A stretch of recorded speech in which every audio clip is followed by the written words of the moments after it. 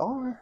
I'm 22, I'm a future lawyer at a top 20 UK law firm. I passed the solicitor's exams first time, I'm a Warwick law graduate, and I got here with zero connections in the industry. And when I say zero, I mean zero. I literally didn't even know the difference between a barrister and a solicitor. So get yourself a drink and get comfortable, because over the next few minutes, I'm going to tell you exactly how I got where I am today and every single step that I took along the way. Loads of people keep asking me how I got my job at a top 20 UK law firm. A lot of people have discovered me in the almost 2 years that I've been doing social media, and I haven't really ever reintroduced myself. So I thought I'd make a YouTube video now that I've finished the SQE and basically reintroduce who I am for all of my new followers. So starting off right at the beginning, I was born in the UK to my parents, who are really the credit for how I've got where I am today. I watched my parents sacrifice a lot and work really hard for me and my sister growing up, both entering fields which they also had no connections in. Watching my parents overcome all the unique challenges and setbacks that they faced in life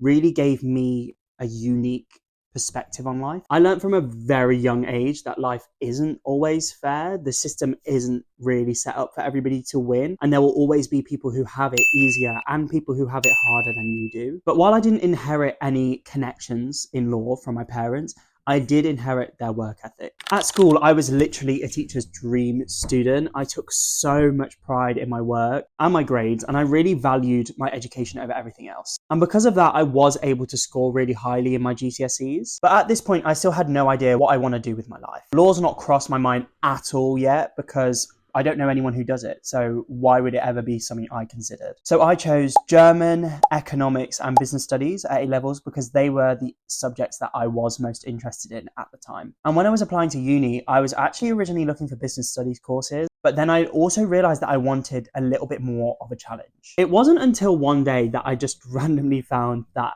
the aspects that I enjoyed most of my A-levels were legal aspects, consumer rights, what companies can and can't do. That got me really interested and made me realize I did have an interest in the law. It was also in my personal life. I found even in part-time jobs where I was working more than was legally allowed. Learning that I was being exploited as a young worker was an experience, but it helped me realize as well that law is something I'm really interested in. So that was around the time that I decided to just take the plunge and apply for law. I always knew I wanted to go to Warwick Uni, but then when I actually found out how competitive it was, particularly for law, that was really intimidating because I didn't even know what I was doing. So I was then competing for a place with people who did know exactly how it all worked, had parents in the industry, knew what to write to get into Warwick. I was just flying blind, to be honest. So I worked my butt off and I wrote a personal statement which went through, I think, like 50 revisions because I was a perfectionist. And Warwick made me wait like 4 months to find out if I actually had an offer. That may have been the most stressful 4 months of my life ever up to that point. All my other offers had come back. 3 of them were unconditional, and I was literally just holding out for Warwick. And eventually I got my offer. It was conditional, but at least it was there. All of my hard work was finally paying off. Then COVID hit. My sixth form literally just sent everyone home on a random Thursday afternoon and just told us we weren't coming back in. A-levels were cancelled and just go home. And I was in literal denial. I felt like my whole world was like crumbling around me. What the hell does this mean for our lives? We're not going to have A-levels? Like, come on, that can't be true. Everyone has A-levels. It got to the point where my German tutor actually had to shout at me, like, they are cancelled. You need to understand that your exams are cancelled. Because I was just, I refused to believe it. I was like, this isn't real. I was like, this is not real. Is my uni offer getting revoked? Like, what does this mean? Because there was no information. It was literally just go home. Anyway, eventually we found out the government was doing the whole predicted grades thing. If you weren't there, basically our teachers had to give us predicted grades based off all of the work we had done and kind of assess what our grades would be. And that was then put through an algorithm to give us our actual grades. And that actually scared me, to be honest. Although I've always been very anxious about exams, I do perform well in them. Like at GCSEs, I massively exceeded my predicted grades. So I was actually quite nervous that going into this, that I was going to be given grades that were lower than what I needed and what I would actually achieve in the exam. A-level results day was definitely one of the most stressful days of my life. I still vividly remember it. I literally could not get onto the website to see if Warwick had accepted me or not because the site just kept crashing. But luckily, I was given the grades that I hoped for and I got into Warwick. And I'm thinking, this is great. I'm going to do my 3-year degree. I'm going to graduate and then I'm going to apply for grad jobs. I'll get one and that's it. I'll be a lawyer. No.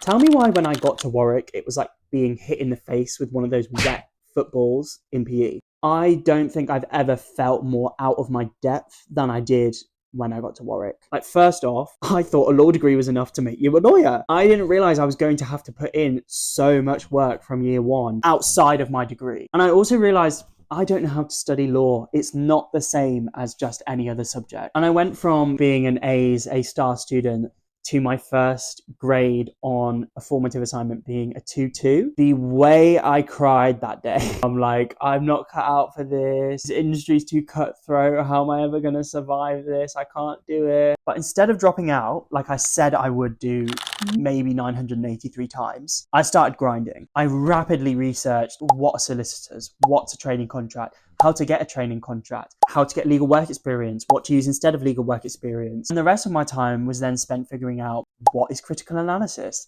how do I write an essay, how do I answer problem questions, what does equity mean?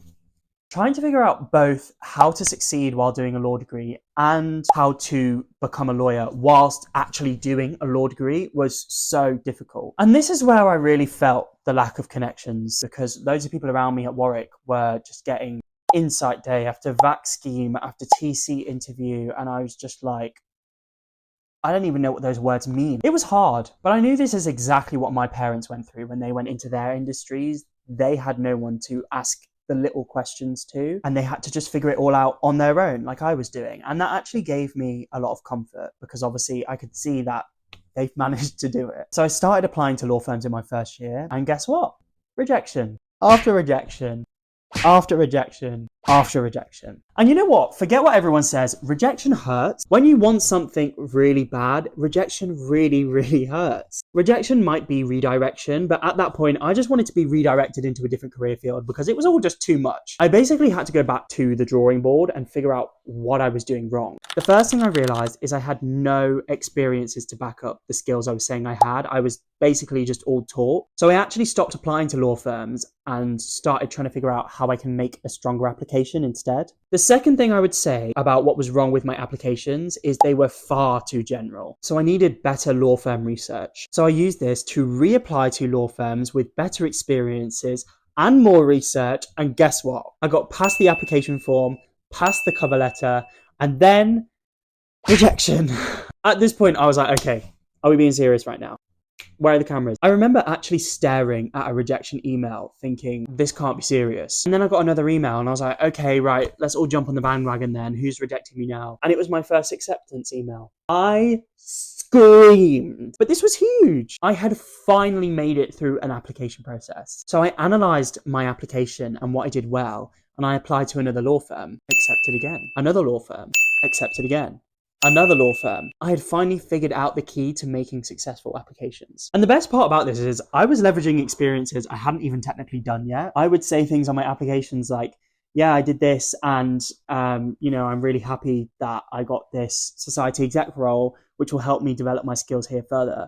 So I was using that experience, which I hadn't even got yet, really, because I hadn't even started it, but I was using it in my applications to get into law firms. And it worked. I had experiences lined up with top law firms, regional firms, international firms, US firms, all trying to figure out what sort of firm was going to work for me. And some firms, I was like, this is amazing, I love this. And other firms, I was like, I am never, ever working for this firm. So it was really important that I had those experiences, as they really showed me the differences in work environments. And I know if I didn't have that, I could have ended up somewhere where I wouldn't be happy working in. Using the experiences I had got in first year, near the end of that year, I applied for a brand ambassador role with a law firm. And within that, I had to do a creative video. Little known fact about me, I always wanted to be an actor. I've always had a creative side to me, and I used to make videos for school projects whenever I could. So I was up for the task. I'd not done anything of this level of creativity, but I was green screening, using pop-ups, like anything I could to impress, basically. And it worked. I got the brand ambassador role, and I just knew that I had to make the most of it. And by the end of first year, I had finally started getting 2-1s, and I closed the year with a 2-1 average. Thank God, as I would have struggled applying to these firms otherwise. As I was going into second year, one of the things I didn't count on was that my imposter syndrome, which was coming from the fact I had no legal connections, would result in me overcompensating in experience. So I was taking on way too much. When second year of uni really hit, I had 2 part-time jobs. I was on 2 society exec committees. I was mentoring a university applicant. I was the campus ambassador for one of the largest social mobility charities in the UK. I was a brand ambassador for a law firm, and I was launching a side hustle. I was way overstretched, and I was definitely overcompensating for lack of legal connections. But it was all part of the process, I guess. I spent early second year deciding what sort of firm I want to apply to. And most people say don't put all your eggs in one basket. Some people say apply for 10 law firms. Some people say apply for 50. And I decided to apply for just 2. And not because I thought I was that good, but because I am literally just stubborn as hell. I had my sights set on one firm. I knew I wanted to be there, and I'd got to a point where I just refused to apply to any firms which their VAC schemes were conflicting in dates. But I hadn't even got the VAC scheme at that first firm yet. So I don't know what the hell I was doing. Safe to say this was a terrible idea and was extremely risky, and I would not recommend it, but no risk, no reward, right? It all paid off, and I got into the firm that I wanted to. After a written application, 3 online tests, an assessment centre, interviews, I made it. And this would actually be the first time I got to go to a law firm in person, because in first year, all of the events were run online, and COVID is very much still a thing. So in summer of second year, I go down to London for 2 weeks, which was scary enough in itself, but stepping into a law firm as a 20-year-old, trying to get a job there,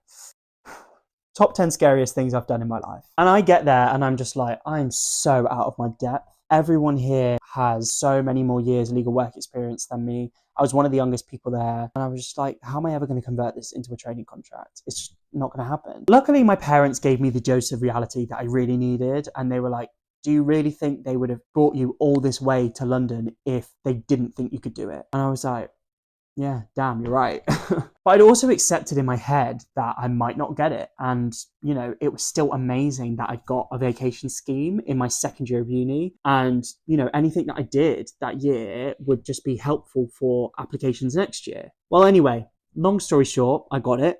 I got some really good feedback from one of my supervisors on my vacation scheme, which I think went a long way into why I actually got the training contract when obviously so many people can't convert it. But I'm like, yeah, I've made it. Once I finish this degree, they're telling me I need to take this new exam called the SQE, but everyone's saying it's like the LPC, which has like 90, 100% pass rates. So it's going to be plain sailing from here. Third year, I decided I'm just going to cut off like so much of this extra stuff because my cortisol levels were just way too high. And, I'm going to finish third year and, oh, wait. Strikes. Of course, I couldn't have 1 year of university uninterrupted.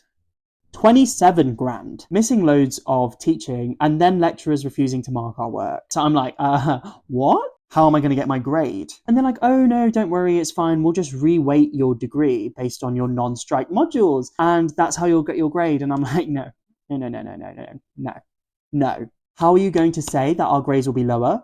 Because my strike modules were by far my best modules. And I need a 2-1. I need to get a 2-1 or I will lose my training contract. So I might not graduate with a 2-1. I might lose my training contract. I got my 2-1, so I was all worried for nothing. And when the marks were redone, I did get a higher grade. So I was still within a 2-1, but a much higher 2-1. So it's time to move to London and start the SQE. So I decided to vlog the whole experience of taking the SQE on this account because I'm like, it's a brand new exam. No one's talking about it yet. Let's bring some awareness to what the SQE actually is, not only for the people taking it, but also for law students or non-law students who down the line in a couple of years' time want to take it. But anyway, I'm thinking it's going to be easy because it's replacing the LPC. Spoiler alert,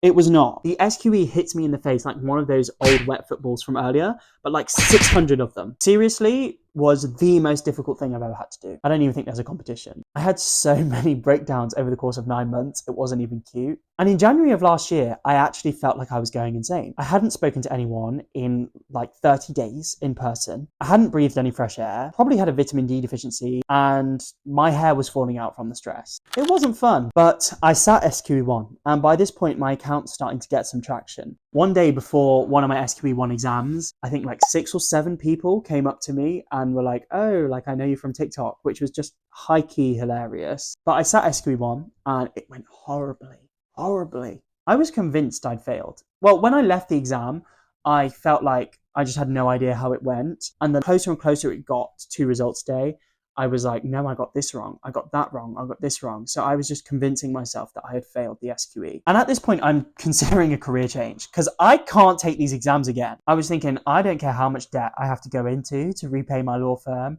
I can't do it. But it turns out I didn't have to do it because I passed. Genuinely, I was so shocked.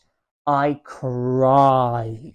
So much relief poured over me that day. I felt so euphoric that day, and it was quite a turning point for me in my life, and it really changed my perspective on my self-worth. I had always let people's words get to me too much and let them basically have too much power over me. Like everything people used to say about me, I used to believe. And I really put myself in the firing line when it came to vlogging my whole SQE experience on this account. I had people saying I was never going to pass the exam, that they were doing way more than me, that my revision techniques were shit, that I didn't know what I was doing. And guess what? When I passed, never saw or heard of them again. Passing SQE1 really taught me I did not have as much respect for myself as I should. So the rest of the year I kind of spent on a self-love journey, learning how to value myself more, because so many people thought higher of me than I did of myself, and that's just not right. I'm back. My phone died. If you follow me on TikTok, you already know this. So I sat SQE2 in May, and I left thinking that I had passed, which is so rare for me. And by the time SQE2 came, I had really taken my foot off the pedal. Like I was not going to, well, the intensity that I was with SQE1. Life was now much more prioritized. Sometimes I think I even took like spontaneous weeks off, which was so not okay, but it was fine. But lo and behold, I passed with flying colours, actually. I scored 100% in one of my advocacy exams, which was crazy because it was literally the SQE2 exam I was most nervous for going into this. Since then, I finished off my Masters, which I have now officially passed. And I have about a month left before starting my training contract in London. It has been such a long journey to get here, but that is how I got to where I am now. I had to overcome so many challenges, both internally and externally, to get to this point. And I know how difficult it is to break into the legal industry, especially when you have no industry connections. Nepotism is real, and that's all I'm going to say on the matter. But that's why I run this account still. I believe in democratizing knowledge, and I know how important it is and how much it would have helped me having an account like this when I was starting out. My whole mission when starting this account was just to help one person. And I've had so many of you reach out saying that I've helped you get training contracts or get through the SQE, which is literally crazy. And I'm so thankful that this account has and will continue to have such a huge impact. Going forwards, you are going to see me start my training contract at an international law firm in London. You're going to see me move back into London, which is going to be an experience in itself. And I'll still be here to answer any questions you have about law, SQE, legal careers, and kind of just my life in London as it evolves. Thank you for watching this far. It means you are a real one. Please follow my account as it really does help me bring you guys a lot of this content. I put so many hours into this account, but it is a lot of work and it has become something much bigger than I expected, which means it does require more hours than I originally expected. So you following me will help me reach my goal of being able to monetize on platforms, which will just bring me opportunities to keep making content for you guys. And I think a lot of you don't realize that you're not actually following me. Most of my viewers are returning viewers, but they're not all followers. Like I think it's something crazy, like it's 95% returning viewers, but 10% followers. If you wouldn't mind just taking the time to check that you are actually following me, it would help me out a lot and allow me to keep making content like this for you guys. So please drop a follow and let me know if you have any questions about me, my background, my life now, or anything really. Right, that's it. Case closed. Oh, wrong video. Who's gonna watch a video this long? Jesus! I was yapping away for so